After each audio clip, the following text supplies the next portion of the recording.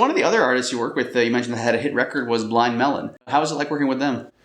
So Blind Melon was probably like, of all the records I did back in the day, that was probably the funnest for me because Blind Melon's not from Seattle, and they're from the South, and they're like the sweetest, nice Southern boys, and they came in and they didn't know anybody in town, and immediately they kind of took me into their sort of world. And again, because the way Rick Prosher works, Rick would set up days where he would work and then he'd leave for part of the day and put me in charge, which was like really, really amazing for, most studio producers probably wouldn't work that way, but that's the way Rick works. So I ended up getting to do a lot of engineering with the Blind Melon folks, and we just hung out. So that was one of the bands where I actually hung out with them and got to know them, and we just became friends. And so, and for me, from my perspective too,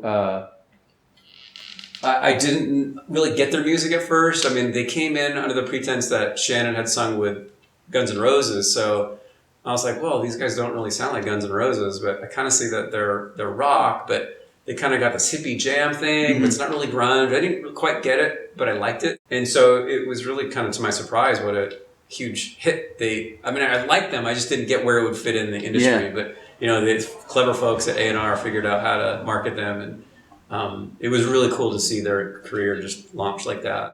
So, when you mentioned right now you became friendly with the band, right? When you actually develop like a close personal relationship, is it more, I guess, gratifying when those records do really well compared to when you just kind of work professionally with somebody? That's a good question. I think it's great. Any success, that you've been involved with, it feels really gratifying. Sure, like, I've sort of stayed friends with the Blind Melon folks over the years a little bit, and yeah, it's really cool. It's kind of like, for me, I work here.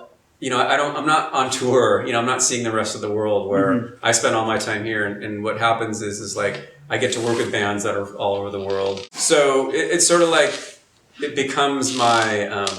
These bands kind of become my what do you call them? I live vicariously through them in the sense that they're out in the rest of the world. Yeah. I'd say maybe Blind Melon is one of the bands that I got to sort of hear about their shenanigans on the road and hear about different cities that I'm not getting to visit. Blind Melon, you mentioned Blind Melon is from the South. Why did they come up here to Seattle to record? Yeah, that's a great question. So, like I said, Alice and Mother Love Bone, all these bands had success here recording at London Bridge, mostly with Rick Prosher. So that a lot of bands started flocking here for that. But once Pearl Jam 10 became this like international success, the way the record industry works is, if you're a band in the South or wherever you are, and you're hearing this new sound, Pearl Jam 10, you just heard, Even Flow for the first time. It sounds different. It sounds, really cool and raw. You're going to look on the back of the album, either the album or the CD, and it's going to say, recorded in Seattle, Washington, London Bridge Studio. And so I think Blind Melon was one of the first bands that actively sought out Rick and London Bridge to record their record because they wanted to capture a bit of that sound. I know they loved the Temple record, and I know they loved the Pearl Jam record.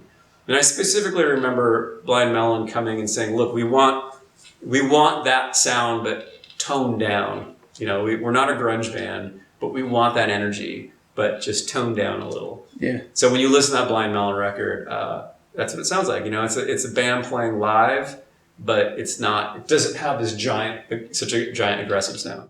Thanks for watching, guys. If you like what you see, make sure to subscribe for more. All the videos on this channel are original. I'm the one conducting all the interviews and editing all the videos together. So if you guys like what you see and you want to support, the best way to do so is honestly just to subscribe. Lots more to come.